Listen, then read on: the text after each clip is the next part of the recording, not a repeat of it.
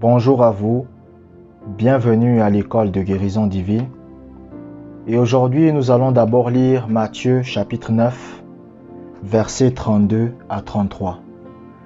Matthieu chapitre 9, versets 32 à 33.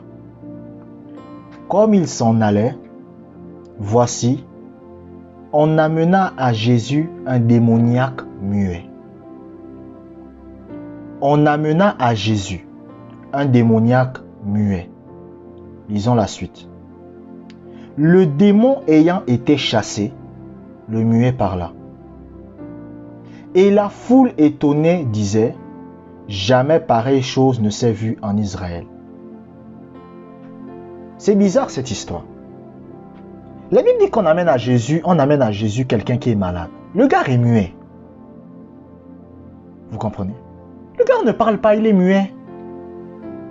Et la Bible dit que lorsque Jésus va chasser le démon, le muet va parler. Donc, qu'est-ce qui faisait en sorte qu'il était muet? C'était un démon qui faisait ça. Qu'est-ce que je cherche à vous faire comprendre? Que les différentes maladies dont un homme peut souffrir, c'est des démons. Est-ce que vous comprenez? Maintenant, il y a ce qu'on appelle des infirmités aussi. Les infirmités, c'est un infirme. Quand par exemple quelqu'un fait un accident de voiture, il se casse le pied, ça c'est plus une maladie, c'est une infirmité. Est-ce que vous comprenez?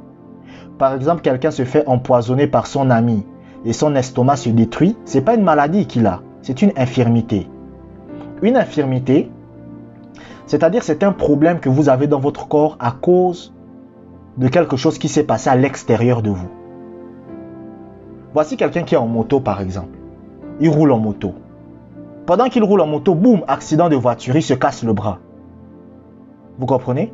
Et après on découvre que son bras a un problème, il ne peut plus le bouger. C'est une infirmité. Vous comprenez? C'est pas une maladie. Maintenant, et là c'est pas un démon. Là c'est que il y a eu une erreur qui s'est commise. Par exemple, je me rappelle parce que moi quand j'étais plus jeune, j'étais dans un quartier très dangereux. Vous comprenez, c'était un quartier très dangereux, là où il y avait vraiment des crimes. Chaque semaine, il y avait des crimes. Vous comprenez, les filles étaient des prostituées. Bon, quand je dis des prostituées, c'est-à-dire qu'elles passaient leur temps à coucher avec des hommes sans avoir aucune dignité. La plupart des hommes, c'était des braqueurs. Vous comprenez? Donc, j'étais dans un quartier vraiment mal famé, quoi. Et il y avait un gars, par exemple, il s'était battu avec une personne. Et en se battant avec la personne lui avait donné un coup de machette au bras. Vous comprenez? On allait à l'hôpital, on a pu le soigner. Mais le problème, c'est que ses deux doigts ne bougeaient plus. Il avait deux doigts qui ne bougeaient plus. Donc il était incapable de les bouger. Ça, c'est pas une maladie, c'est une infirmité. Vous comprenez? Maintenant, les maladies, c'est quoi? En général, une maladie, ça porte un nom. Le VIH, par exemple, c'est une maladie. Le cancer, c'est une maladie. L'hépatite, c'est une maladie. Le paludisme, c'est une maladie. Vous voyez? Donc, il y a ce qu'on appelle les maladies. Et vous devez comprendre que les maladies viennent des démons. Est-ce que vous comprenez? Les maladies viennent des démons. C'est les démons qui causent la maladie dans la vie des gens. Les chrétiens que vous voyez qui sont malades, c'est les démons qui les rendent malades. Un matin, vous vous levez. Tout à coup, vous avez mal au dos. Vous ne comprenez pas. Le mal de dos vient d'où? Hier, vous étiez bien portant. Tout à coup, vous avez des mal de dos. Le mal de dos vient d'où? C'est un démon qui fait ça. Et en général, lorsque vous voyez souvent des cas, des personnes qui vous disent que je pars à l'hôpital, mais on ne voit rien. C'est un démon. Là, c'est même... Là, c'est sûr. Vous comprenez? Écoutez, l'origine d'une maladie, c'est un démon qui est derrière. Ça veut dire que c'est un esprit qui cause ça.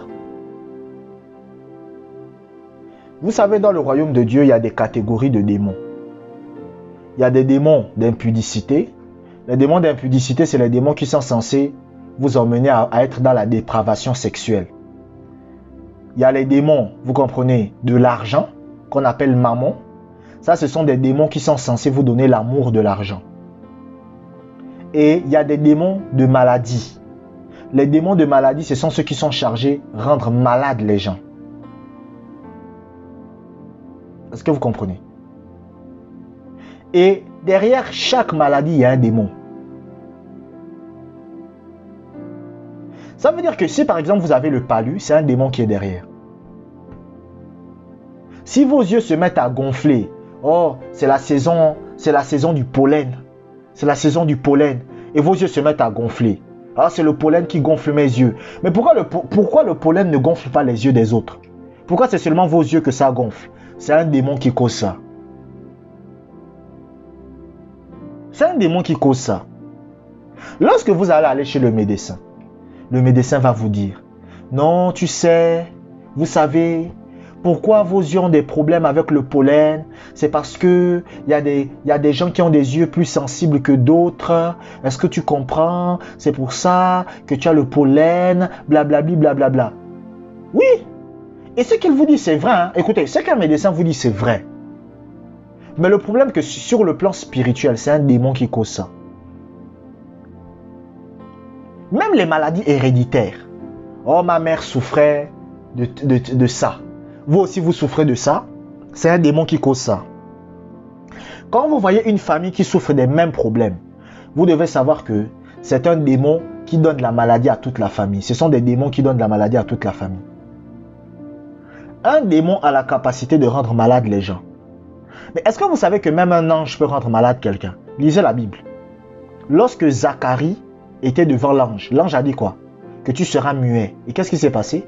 L'ange est devenu, l'ange a dit à Zacharie, tu seras muet. Et qu'est-ce qui s'est passé? Zacharie est devenu muet. Lisez la Bible. La Bible dit qu'en Israël, il y a eu un ange qui a apporté la peste. Donc les gens étaient en train de mourir de la peste, mais c'était un ange qui causait ça. C'est dans le livre de 2 Samuel. Lorsque David a tué Uri et couché avec Bathsheba. Qu'est-ce qui s'est passé? La Bible dit qu'il y a un ange qui est venu en Israël. Et cet ange-là a créé la peste. Et les gens ne faisaient que mourir de la peste. Mais les gens ne comprenaient pas. Mais on est en train de mourir de la peste. Mais qu'est-ce qui se passe? Et Dieu va ouvrir les yeux de David. Et David va voir que c'est un ange qui causait ça. Oh, le Covid-19 frappe en France. Mais en Afrique, le Covid-19 ne frappe pas. Comment ça se fait? Les gens, vous ne comprenez pas le monde spirituel. Il y a des choses que je ne peux pas dire ici parce qu'après on va me censurer. Donc je préfère me taire.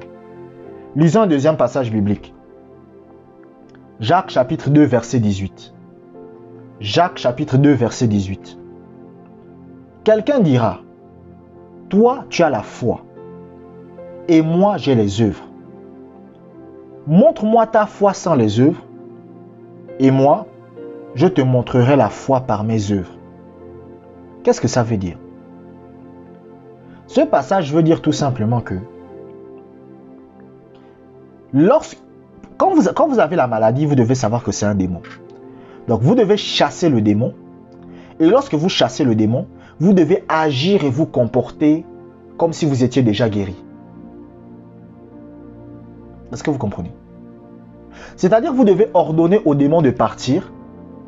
Et lorsque vous avez ordonné au démon de partir, vous devez agir et vous comporter comme si la chose était déjà faite. Parce que, écoutez, la maladie vient des démons, n'est-ce pas? Le Seigneur a dit quoi dans Marc chapitre 16? Il a dit, en mon nom, vous chasserez les démons. C'est ce qu'il a dit. Il a dit, en mon nom, vous chasserez les démons. Donc, si la maladie vient des démons et qu'au nom de Jésus, vous chassez les démons, cela signifie que vous pouvez ordonner au démon de partir et la maladie partira aussi. Mais maintenant, il faut que maintenant vous agissiez par la foi. Ça veut dire que vous devez commencer à agir et à vous comporter comme si vous étiez déjà guéri.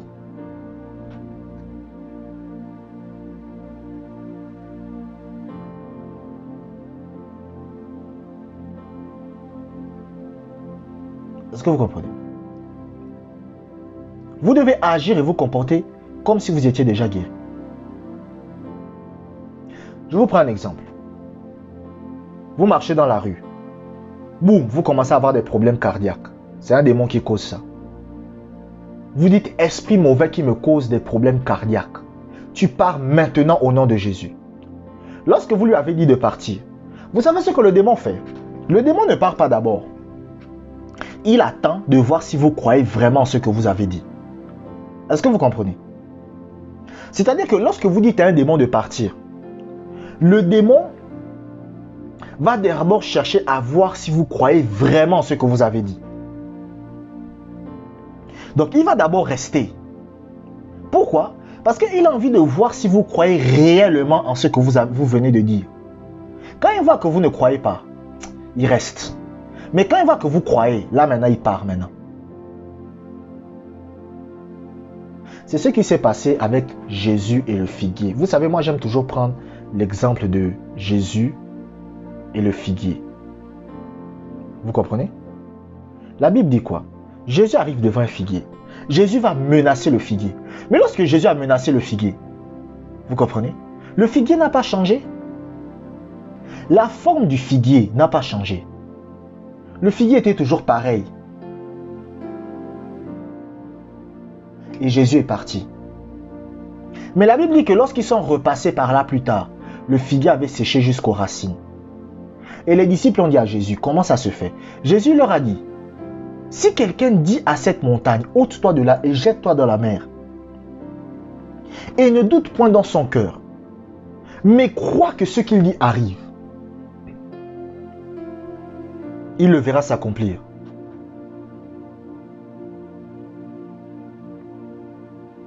C'est ce que Jésus a dit.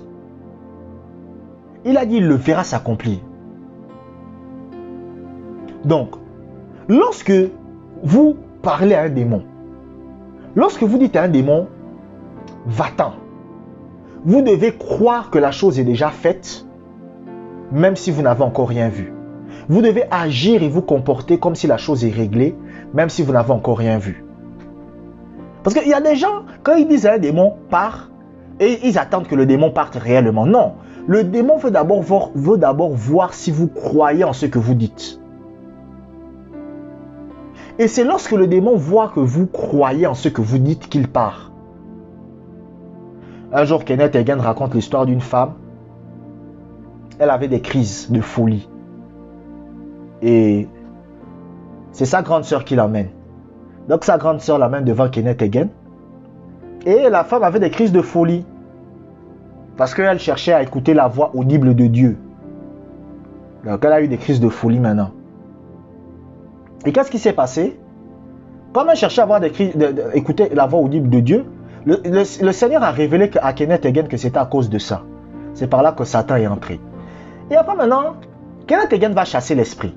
Il va dire au nom de Jésus, esprit qui cause la folie dans son corps, quitte sa vie au nom de Jésus.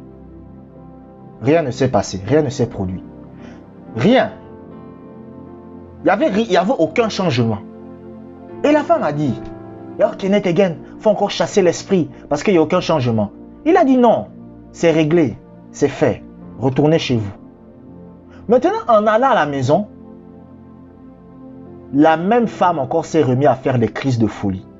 Elle a appelé Kenneth Hagin. Oh, il faut chasser l'esprit. Kenneth Hagin lui a dit, croyez que l'esprit est parti. Croyez que l'esprit est parti. Même si vous voyez des choses, croyez que c'est parti. Et elle a dit, je vais croire.